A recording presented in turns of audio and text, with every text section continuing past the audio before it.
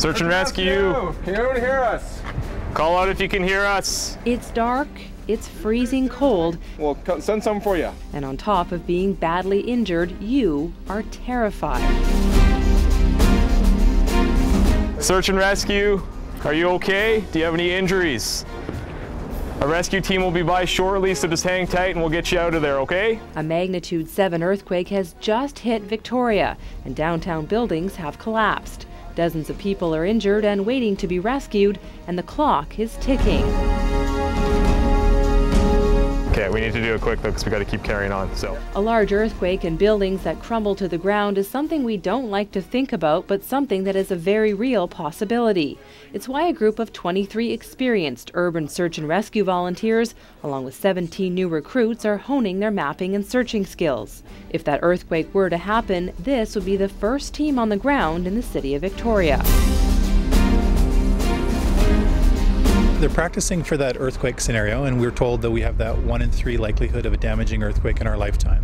The practice scenario here and the way it would hopefully play out in the future is that within 1 hour of an earthquake, the urban search and rescue team would gather, and within 3 hours they would be out searching. The goal is to find the most number of people in the shortest amount of time. Because if you're treating a minor wound and your whole team stops to treat that minor wound, you don't know what's beyond the next door, whether it's another minor injury or 20 major injuries that you can help rather than that one person.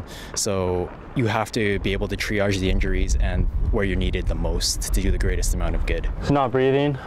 Check his carotid pulse. The team is divided into searchers and victims. Hollywood-style makeup helps paint a very real and frightening scene, and volunteers are getting a pretty good idea of what an earthquake or any other kind of disaster would look and feel like. Easy. Well, it is very realistic because a lot of us didn't know what we were going to be thrown into tonight. So a lot of spur of the moment stuff, and actually getting our team to assemble and go through the steps that we need to go through. This is the only urban search and rescue team in the province that is made up entirely of volunteers. They're funded by the city of Victoria for less than $80,000 a year. And last year, the team chalked up 6,000 training hours.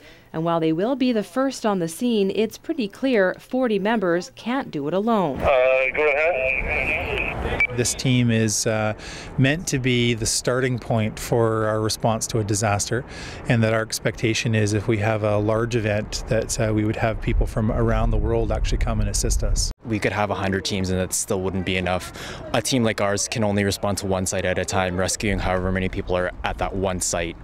And when the big one happens, a lot of buildings will be coming down, so a lot of people will be needed. A lot of trained teams will be needed to help those trapped. But the team is also aware of what living on an island could mean for help from around the province and around the world. We don't know if and when the ferry docks will go down after an earthquake or if airports will be open, so we have to train to be the only response in the city of Victoria. And for people who live or work in the city, it's nice to know this team is here and ready to help. You have your adrenaline junkies, you have people who really want to help, civic duty, and you see videos from Haiti and Chile and Japan. People just don't know what to do, and I don't want to be one of those people.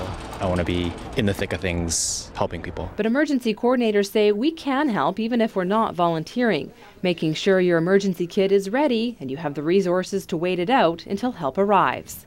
In Victoria, I'm Nikki Ewanyshyn.